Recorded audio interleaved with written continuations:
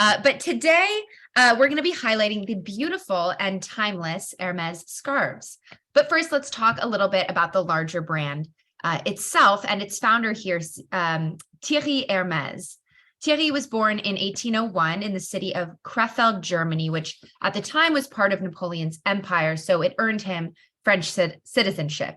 He was the sixth child of his parents who were innkeepers, and after he lost his entire family to disease and war, he moved to France in 1821 as an orphan. Using his gift of leatherworking, he opened his saddle and harness shop in 1837, located in the Paris neighborhood known as the Grand Boulevard.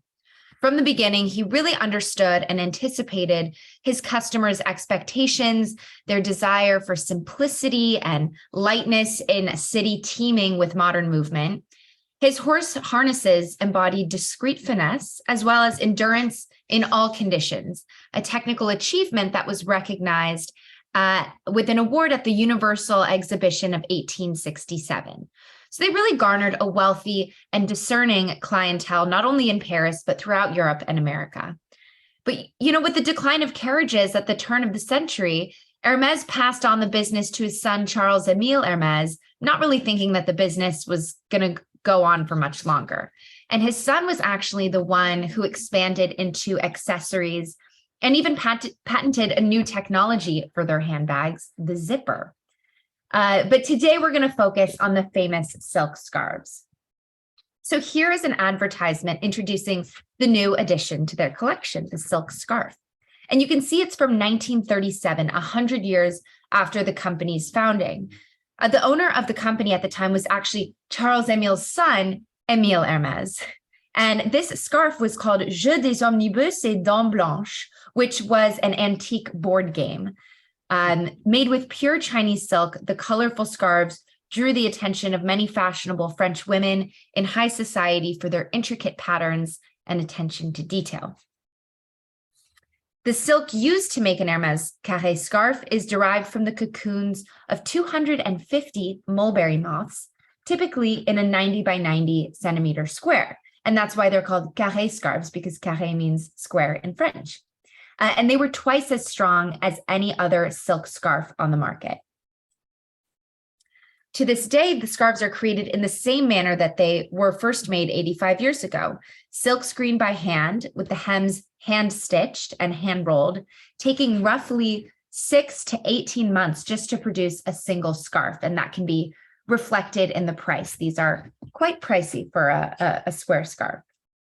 But each carré design expresses an original, usually equestrian motif, and incorporates their own kaleidoscopic illustrations. This one is a bit more tropical in design. Maybe it was part of their spring-summer collection or vacation collection, but it's titled Palmerum and obviously features different types of multicolored palm trees and tropical flowers. This scarf was designed by Philippe Dumas. The Dumas and Hermès families were related. And this piece was issued in 2014, and it's inspired by optical illusions that graced the collection of Émile Hermès. This design, it really plays with our visual perception because as you turn the scarf, each character is transformed and it creates, a completely unexpected and new picture, whichever way you turn the scarf. So this one's a very literal take on the equestrian undertone of not only the scarves, but Hermès as a brand. Obviously, this features different equestrian equipment and accessories. This scarf is called Quand Soudain, which means when suddenly in French, and again features horses and also celebrates the city of Paris. We can see the Sacré-Cœur de Montmartre, which is the famous basilica in Paris, as well as the Hermès flagship store. And note that this scarf is 70 by 70 centimeters, so it's a little bit smaller. Many celebrities and dignitaries have worn and loved Hermès throughout the years. Here's a photo of Princess Grace of Monaco with her arm in a colorful Hermès scarf as a sling, as she boards Aristotle Onassis's yacht for a dinner party in Monaco.